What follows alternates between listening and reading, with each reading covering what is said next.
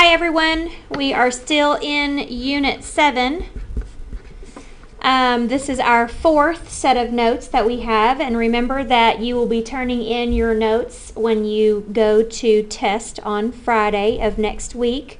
So let's go ahead and move right into a continuation of last night's systems applications. This is part 2.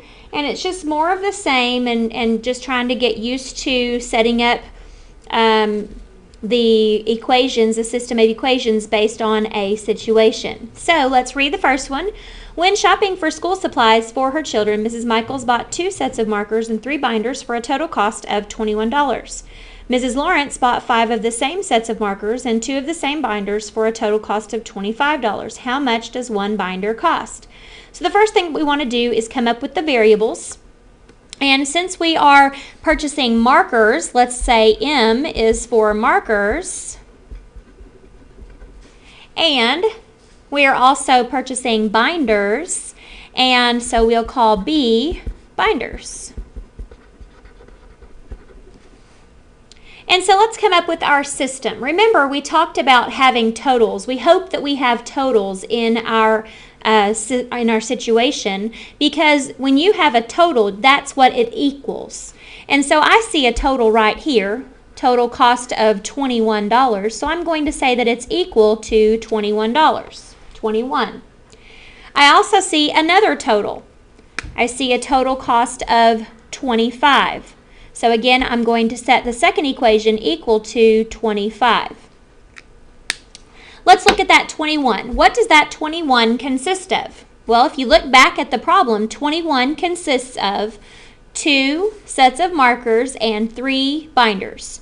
And remember that we said that markers were M, so we would say 2M plus 3 binders, so that's 3B, and that is equal to $21.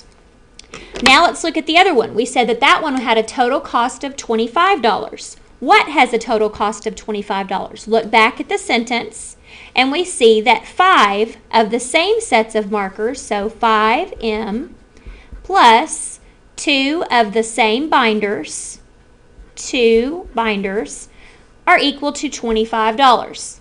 So as we look at this, we notice that they are lined up. 2M and 5M, 3B and 2B are lined up with the equal signs here. And so our best elimination, or our best method, is elimination if we were doing this by hand. We could also, of course, use matrices if we have access to the calculator.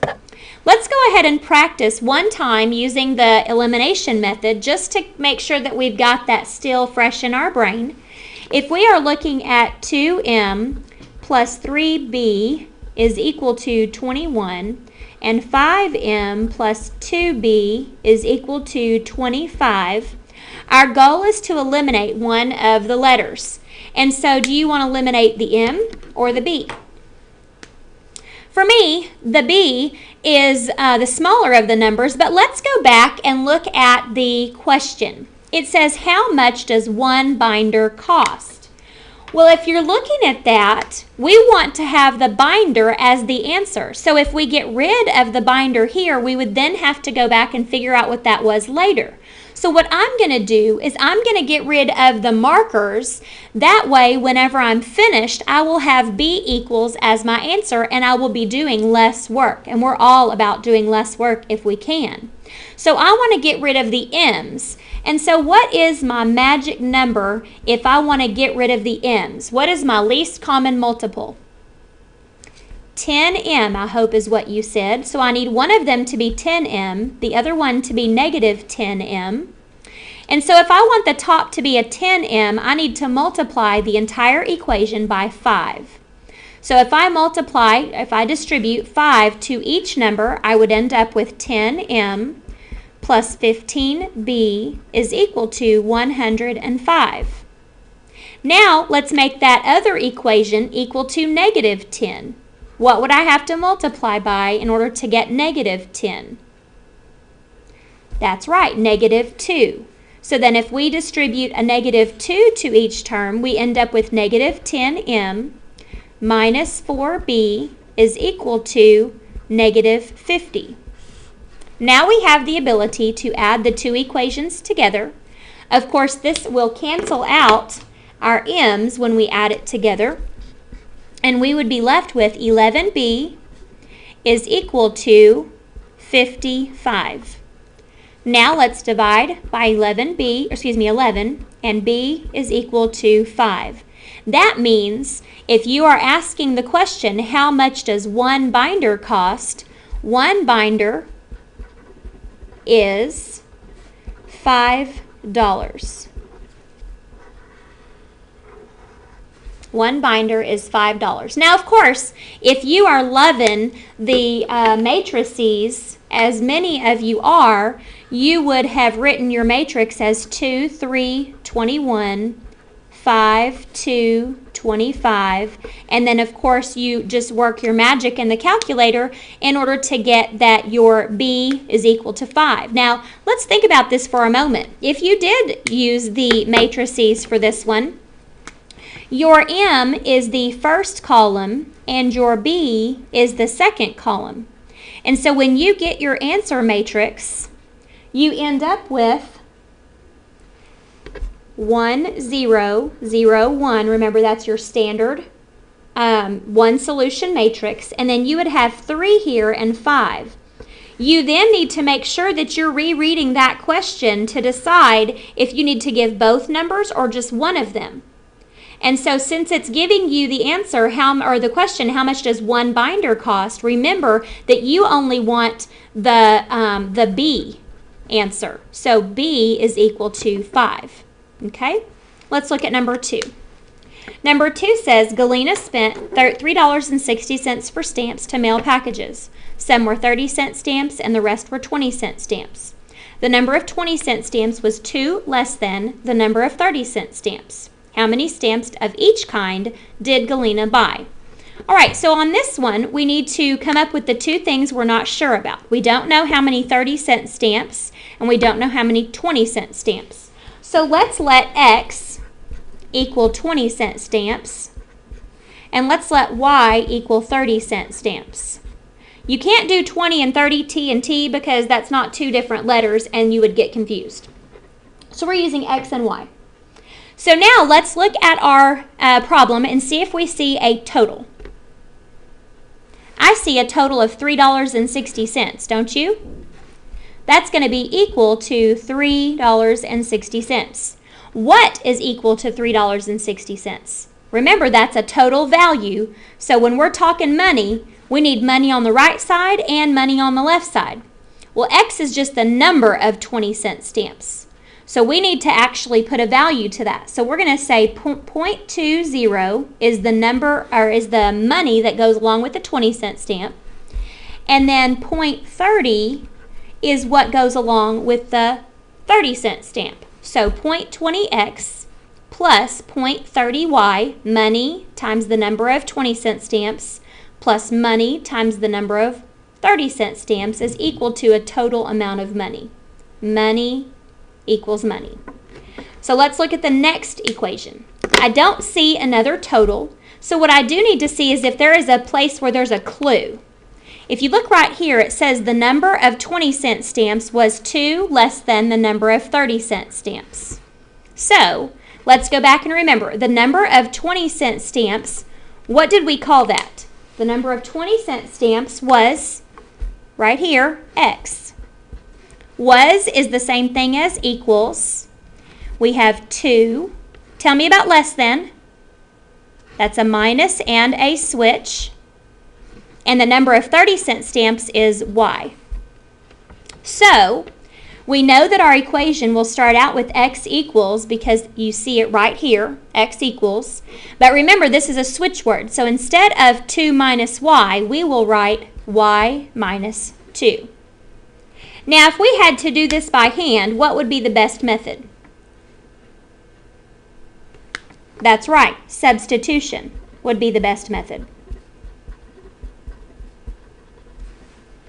But we also could take that, and since there are lots of decimals in there, we could take that and change it to where we could do a matrix in the calculator since we have access to the calculator. Now, if you had to do this at home, then you would be doing substitution unless you have a calculator at home or unless you come in for tutoring.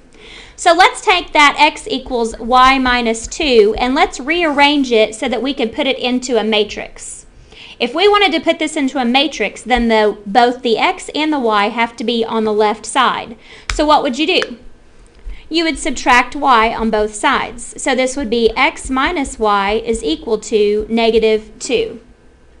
And so if we were to write this as a matrix, our top equation would be 0.20, 0.30, and then 3.60. And then now that we've rearranged the bottom equation, we would write 1, negative 1, and negative 2. We put that into our calculator, we work the magic, and then we come out with the x to be 6 and the y to be 8. Well, then we just need to make sense of it. What does x equal? That's the number of 20-cent stamps. So we have 6 20-cent stamps, and then the y is 30-cent stamps. So we have 8 30-cent stamps.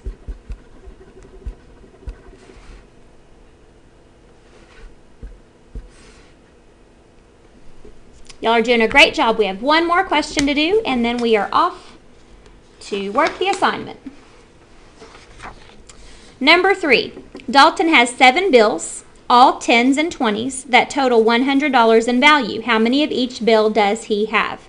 Again, we need some variables, and because 10s and 20s both start with T, we need some other letter to represent each one of these. So again, I think we'll just go ahead and go with X and Y.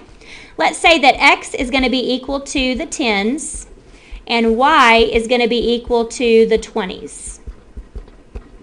And we need to come up with a system. And remember, we want totals. I see a total of 7 bills. So that gets its own equation. And so if we have bills on one side, we need bills on the other side. What kinds of bills do we have? 10s and 20s. What does 10s represent? X. And 20s represents Y. So we're going to go ahead and come up with our other total. What's the other total that we have? That's right, money. So we're going to say that it is equal to $100. Now this is total dollars. So if we put, that is a dollar sign.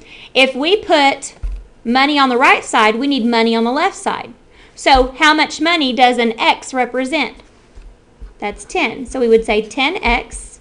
How about the Y? It's a 20. So we would do 20Y. And if you were doing this by hand, then what method would be best? That's right, elimination. If you had access to the calculator, then of course matrices would be the way to go.